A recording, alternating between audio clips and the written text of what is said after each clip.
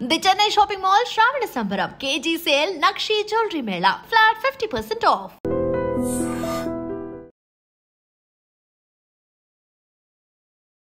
నమస్కారం, welcome to I dream. ధర్మ మార్గం విత్ విజిత కార్యక్రమానికి స్వాగతం.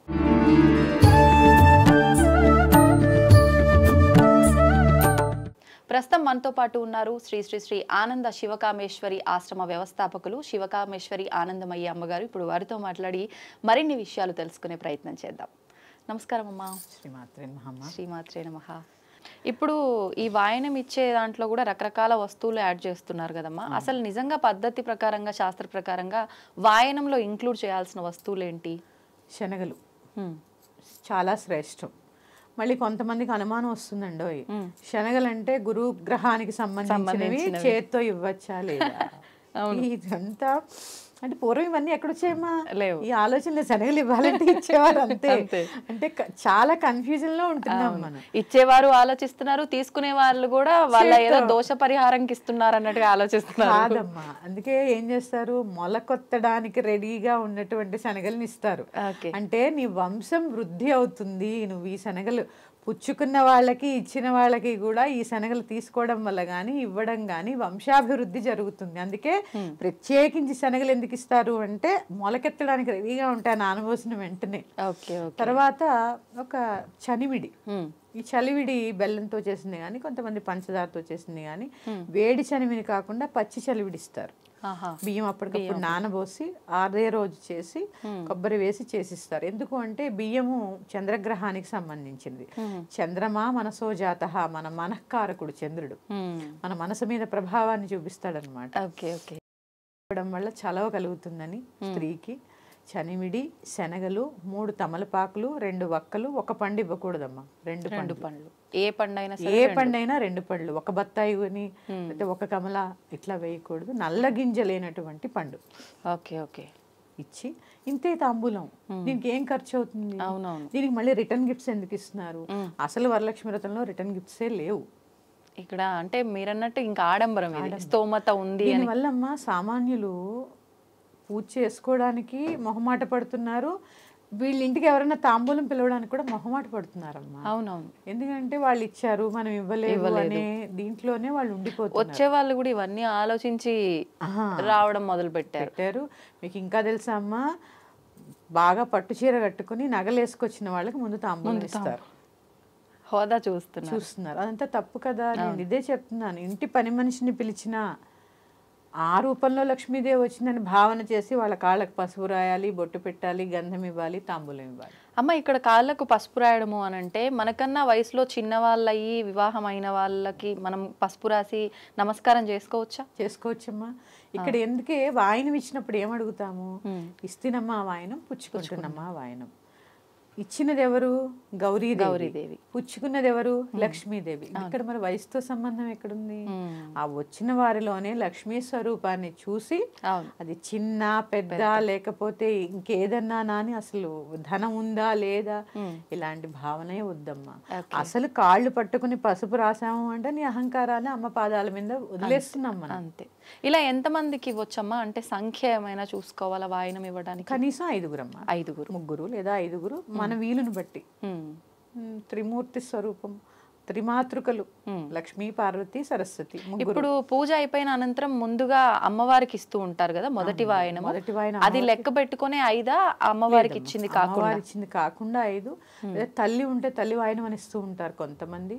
ఇట్లా అది ఇచ్చినా కూడా అమ్మవారి వాయనము ఒక ముత్తైదువుని పిలిచి వారికి భోజనం పెట్టి వారికి ఇస్తూ ఉంటారు. అది వారి ఇంటి సాంప్రదాయాన్ని బట్టి. ఏదైనా కూడా ఆడంబరం లేకుండా ప్రశాంతంగా. దీంట్లో ఇంకా చెప్పుకోవాల్సింది నివేదనలు 27 రకాలు, 54 రకాలు. అసలు ఈ అంతు పంతు లేకుండా పోతుంది. ఏం అవసరం లేదు. క్షీరాన్నం వండి నైవేద్యం చేయండి చాలు.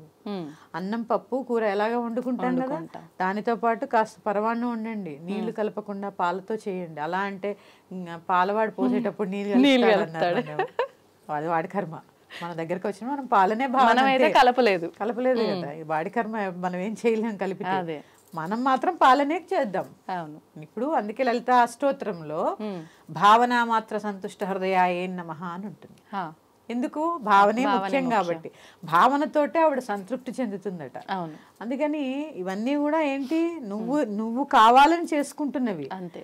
దాంట్లో అందుకే సంకల్పంలో ఏం చెప్తారు తెలుసా, సంభవద్భిద్రవ్యై సంభవద్భిత్ పదార్థై సంభవతా నియమేన, ఏదైతే ఉందో అదే అదే. మళ్ళీ పూజాకర్లు ఏం చెప్తారు, మంత్రహీనం, క్రియాహీనం, భక్తిహీనం, శ్రద్ధాహీనం, ద్రవ్యహీనం, ఇవన్నీ చెప్తాం కదా. మరి ఇంత వెసులుబాటు కల్పిస్తుంటే ఇది లేదు అది లేదని ఇంకా బాధ ఎందుకమ్మా? అంతే. అలిసిపోకుండా భక్తి ప్రాధాన్యము, భక్తిగా పూజ చేసుకోండి. పట్టు చీర పెట్టాలని లేదు, ఉన్న చక్కగా ఉతికిన వస్త్రం ఒక కాటన్ చీర కట్టుకోండి. వద్దంటారు ఎవరైనా? ఎంత హుందాగా ఉంటారు. కానీ అమ్మ వ్రతాలకి హోమాలకి ఇలాంటి వాటికి ప్రత్యేకించి నూతన వస్త్రమే ధరించాలని ఉంది శాస్త్రాల్లో అంటారు కదా. ఏమీ లేదమ్మా, ఉతికి ఆరవేసినటువంటి చిరగనటువంటి శుభ్రమైన వస్త్రములు కొత్తవి కట్టుకోవాలని ఎక్కడా లేదు. అసలు కొత్తవి పసుపు బొట్టు పెట్టకుండా కూడా పనికిరావు. అవునవును, పసుపు దానికి పెడితేనే కదా నూతన వస్త్రాలు కట్టగలం. అంతే. అలా ఏం లేదమ్మా, ప్రతిసారి కొత్తవి కొనుక్కోవాలని కూడా ఏం లేదు. మన స్త్రీని కాబట్టి వరలక్ష్మి వ్రతం సౌభాగ్యంతో కూడుకున్నది. భర్తలు కూడా ఏం చేస్తారంటే, ఇంటి లక్ష్మి కదండి, గృహలక్ష్మి కదా, ఆ గృహలక్ష్మికి ఏదో చిన్న చీర, ఏదో చిన్న బంగారు కాసు, అది ఏమవుతుంది, గృహలక్ష్మికి ఇవి కొనివ్వడం వల్ల నీ ఇంట లక్ష్మి వృద్ధి అవుతుంది. ఇప్పుడు ఈ కాసు కూడా అంటే మన స్తోమతను బట్టేనా? అంతేమ్మా, అంతే. అర గ్రాము పావు గ్రాములో కూడా ఇప్పుడు కాసులు వస్తున్నాయి, ఎందుకంటే బంగారం రేటు లేదు. ఇవేమీ కొనుక్కునే స్తోమత లేదు, ఏం పర్వాలా, ఒక చీర కొనుక్కొని చాలు. ఇప్పుడు ఒకసారి తీసుకున్నాం అనుకోండి కాసు, అదే ఎవ్రీ ఇయర్ అంటే కడిగేసి అట్లా కలశంలో అమ్మవారి లాగా భావించి వేసుకోవచ్చు, పెట్టుకోవచ్చు. ప్రతి సంవత్సరం అదే కొనాలని లేదు. కొందరు ఆనవాయితీ ఏం చేస్తారంటే అమ్మ, ఈ లక్ష్మీ కాసులన్నీ కొని కాసుల పేరు చేస్తూ ఉంటారు. అది ఆ మాల కింద అల్లిస్తూ ఉంటారు కదా, అది వారి వారి ఇష్టం, వారి వారి స్తోమత అంతే. నేను లేకపోతే కొనుక్కోవాల్సిన అవసరం లేదు. భగవంతుడు స్తోమత ఇస్తే ఏదో కొద్దిగా బంగారం కొనుక్కోవాలి. అసలు ఈ బంగారం శ్రావణ మాసంతో సంబంధం లేదు. శ్రావణ మాసంలో బంగారం కొనుక్కోవాలని ఎక్కడా లేదు. ఒక ధనత్రయోదశి నాడు. అవును, ఇప్పుడు మనం అలా చెప్పామంటే ఇప్పుడు ధనత్రయోదశి అక్షయ తృతీయ నాడు కూడా బంగారం కొనుక్కోవాలని ఎక్కడా లేదు. ధనత్రయోదశి నాడు కూడా ఒక బంగారు వస్తువుని పెట్టి పూజ చేస్తారు. ఆ సందర్భం వచ్చినప్పుడు చెప్పుకున్నాం. ఇప్పుడైతే వరలక్ష్మి వ్రతం అనేది, ఇప్పుడు ఈ వాయనాల విషయానికి వస్తే అమ్మ, ప్రెగ్నెంట్ తో ఉన్న స్త్రీలకి వాయనం ఇయ్యొచ్చా? ఏ మంత్ నుంచి ఉన్నా పర్వాలేదు, అంటే 5th మంత్ దాటితే ఇవ్వకూడదు అని అంటుంటారు. 5th మంత్ దాటితే పూజలు చేయకూడదు. అది కూడా ఎందుకు, శిశువు పెరుగుతూ ఉంటారు కదమ్మా. ఈ మంత్రోచ్చారణ చేసినప్పుడు, ఒక పారాయణ చేసినప్పుడు గర్భం మీద ప్రెషర్ పడుతుంది. ఆ బిడ్డకి ఏదన్నా కొంచెము ఏదైనా రాకుండా చక్కగా క్షేమంగా ఉండడం కోసమే పూజ వద్దంటారు తప్ప, అదేదో భగవంతుడికి చేసేస్తే ఏదో అయిపోతుందని కాదు. తల్లి బిడ్డ క్షేమం కోసం మాత్రమే చెప్పబడింది ఇవన్నీ. వాయనం ఇవ్వకూడదని ఎక్కడా లేదు. ఇప్పుడు అమ్మ, ఈ వ్రతం జరిగే ప్రదేశంలోకి ఇప్పుడు మీరు అన్నట్టుగా ఇందాక పుట్టింటి వారు అంటే అమ్మ అనుకోండి, ఏ పూజ చేసుకున్నా కూతురికి తన తల్లి కళ్ళ ముందు ఉండాలని ఉంటుంది. ఒకవేళ వాళ్ళ నాన్నగారు లేని పక్షంలో అంటే తల్లి ఈ పూజ దగ్గరికి రావడానికి ఇబ్బంది పడే సందర్భాలు చాలా ఇళ్లలో చూస్తూ ఉంటాం. అంటే పూర్వ సువాసిని కాబట్టి పసుపు కుంకుమలతో జరిగే ఈ కార్యక్రమానికి రావద్దు అని కొంతమంది అనటం వల్ల ఏదో రకంగా ఇక్కడికి రావటం ఆపేస్తూ ఉంటారు. నిజంగా వాళ్ళు పూజ చూడటానికి కూడా అర్హత కోల్పోయినట్టేనా అమ్మ అలా ఉండటం వల్ల? ఏం లేదమ్మా, జీవితంలో ఇక భర్త లేకపోతే అన్ని లేనట్టేనా? ఫోన్ చేస్తున్నాంగా, ఫోన్ చేస్తున్నాం, టీవీ చూస్తున్నాం, ఎక్కడికైనా వెళ్తున్నాం, చుట్టాలతో ముచ్చట చెప్తున్నాం. ఇవన్నిటికీ పనికొచ్చిన తల్లి పూజకి ఎందుకు పనికిరాదు? పైగా వరలక్ష్మి వ్రతం అనేది దేనికి? పుత్ర పౌత్రాభివృద్ధ్యర్థం చేసుకునేది. నీకు జన్మకి కారణమైన తల్లిని నువ్వు వద్దంటే నీ పిల్లలు నీకు అవసరం లేదా? నీ పిల్లలకు నువ్వు అవసరం లేదా? ఇదంతా చాలా అపోహమ్మా, అపోహ. ఇప్పుడు చిన్న వయసులో భర్త పోతారు, ఏం చేస్తారు వాళ్ళు? ఎన్ని బాధ్యతలు నెట్టుకుంటూ రావాలి అంటే ఇంక వాళ్ళు దేనికి పనికిరానట్టేనా? ఓ మూల కూర్చోవాలా? ఇదంతా ఒకప్పుడు సామాజిక పరిస్థితి వేరు, ఇప్పుడు వేరు. కాలాన్ని బట్టి కొన్ని ధర్మాలు మారుతూ ఉండాలి. మొదట్లో మారవలసిన ధర్మం ఇదే. భర్త లేనంత మాత్రాన స్త్రీ ఏమీ లేనట్టేనా? సతీ సహగమనం నుంచి మొదలు పెడితే, సతీ సహగమనం అనేది శాస్త్రాల్లో లేదు. ఎందుకు వచ్చిందో వచ్చింది, దాన్ని ఆపేశారా లేదా? అవును. ఇప్పుడు చిన్న చిన్న పిల్లలకి పెళ్లిళ్ళు చేసేవారు 8 సంవత్సరాలకి, అది తప్పని ఆపేశారా లేదా? మరి అవన్నీ ఆపినప్పుడు ఇదెందుకు ఆపరమ్మా? ఇదెందుకు ఆపరు? ఇది అంటే పసుపు కుంకుమ అనేది పంచమాంగళ్యములలో ఒకటి. అలాగే కుంకుమ ధారణ అనేది మనకి అన్నప్రాసన సమయంలో పెట్టిన కుంకుమ భర్తతో వచ్చేవి కాలిమెట్టలు మంగళసూత్రాలు అవి తీసేస్తున్నారుగా, బొట్టెందుకు తీసేయాలి? ఎందుకు తీయాలి? తీయాల్సిన అవసరం లేదు. మన జన్మ హక్కు బొట్టు.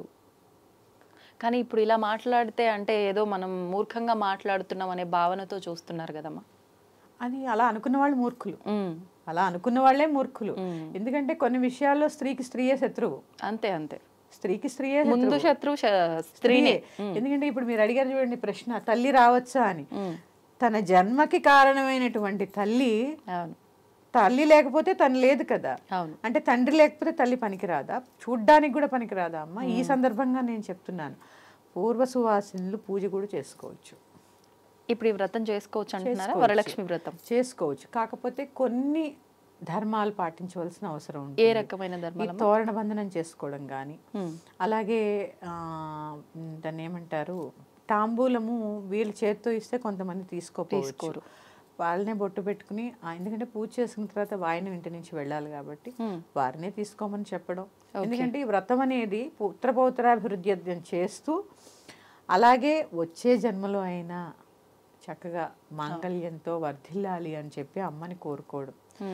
ఇదే మీరు ఇప్పుడు అడిగారు కదా వరలక్ష్మీదేవిని పూజించచ్చా అని, ఇదే పూర్వ శివాసనులు రోజు పూజ చేసుకుంటారుగా. లక్ష్మీదేవి దగ్గర దీపం పెట్టరా, లలితాదేవి స్తోత్రం చదువుకోరా, మరి అప్పుడు చేసిన వాళ్ళు ఇప్పుడు ఎందుకు పనికిరారు? అంటే కలశం పెట్టి ప్రత్యేకంగా పూజ చేస్తే ఇంకా పనికిరారా? మరి పనికి రాకపోతే అప్పుడు పనికి రాకూడదు, ఇప్పుడు పనికి రాకూడదు. అదే కదా, ఇది కదా మనం గ్రహించాలి. మీరు అన్నట్టుగా ఈ క్వశ్చన్ మార్క్స్ అన్ని ప్రతి ఒక్కరిలో ఉంటాయి. అంటే పసుపు కుంకుమలు వాళ్ళు తాకకూడదు అంటే నిత్య దీపారాధనలో అయినా వాళ్ళు పసుపు కుంకుమలు తాకుతారు, అన్ని చేస్తారు కదమ్మా. చేస్తారు, సరే కాళ్ళకి రాసుకోవద్దన్నారు, మానేస్తారు. ఎందుకు వాడకూడదు? సరే పసుపు కుంకుమలు వాడకూడదు, మరి కూరల్లో పసుపు వేస్తారు. అది వేరు, తినడానికి వండేది వేరు, పూజకి వేరు కదమ్మా. పసుపు ఎక్కడైనా హరిద్రం, ఎక్కడైనా హరిద్రమే కదమ్మా.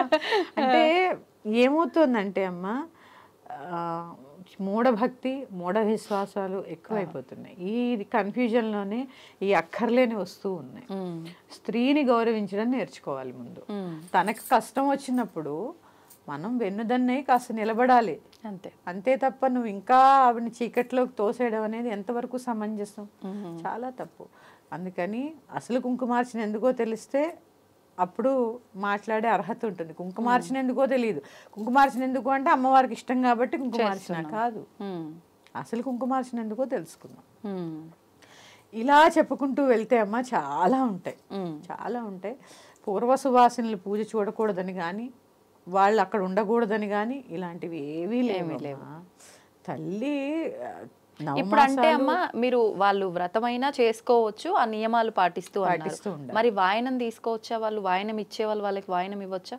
ఎవరు ఇవ్వరు కదమ్మా. ఇవ్వరు అంటే ఇవ్వచ్చమ్మా. ఎలా ఇవ్వాలి అంటే ఇచ్చేవాళ్ళు కూడా శనగలు, చనిమిడి ఇట్లాంటివి వేసిస్తారు, కానీ తాంబూలం వేసి ప్రత్యేకంగా వారికి ఇవ్వరు. ఓకే, ఇలా ఇవ్వచ్చమ్మా, పళ్ళు వేసి ఇవ్వచ్చు. వక్కలు తమలపాకులు వేయరంతే. పళ్ళు, కుంకుమ, గాజులు ఏవి లేకుండా శనగలు అలాగే చనివిడి పళ్ళు వేసి వాయినం ఇవ్వచ్చు వాళ్ళకు కూడా. అంతే తప్ప పూర్తిగా వారికి ఇవ్వకూడదు. వారు ఘోరం నేరం చేశారా? పాపం ఇంకా వాళ్ళు కూడా ఒక భావనలోకి వచ్చేసారు. అంటే వీళ్ళు ఇలా వేరు చేసినట్టు మాట్లాడే విధానాలన్నీ చూసిన తర్వాత వాళ్ళ మనసులో ఎలాంటి భావన అంటే, నిజంగా నేను కనుక తీసుకున్నా, అన్నిట్లో నేను పార్టిసిపేట్ చేసినా, ఏదైనా జరగరాంది జరిగింది అంటే అంతా నా వల్లే, ఎందుకు నేను అట్లాంటప్పుడు దూరంగా ఉంటే సరిపోతుంది అనే భావన వీళ్ళలో కూడా వచ్చేస్తుంది ఆటోమేటిక్ గా. అవునమ్మా, అది వాస్తవం. కానీ ఇవన్నీ అపోహలు మాత్రమే. ఎందుకంటే జననీ జన్మభూమిశ్చ స్వర్గాదపి గరీయసి, తల్లిని మించిన దైవం కానీ, అంతే నువ్వు పుట్టిన ఊరు కానీ ఈ స్వర్గానికంటే గొప్పవని చెప్పారు. అలా శాస్త్రమే చెప్తున్నప్పుడు ఇలాంటి చిన్న చిన్న విషయాలకి ఈ తల్లిని అవమానించడం అనేది చాలా తప్పు.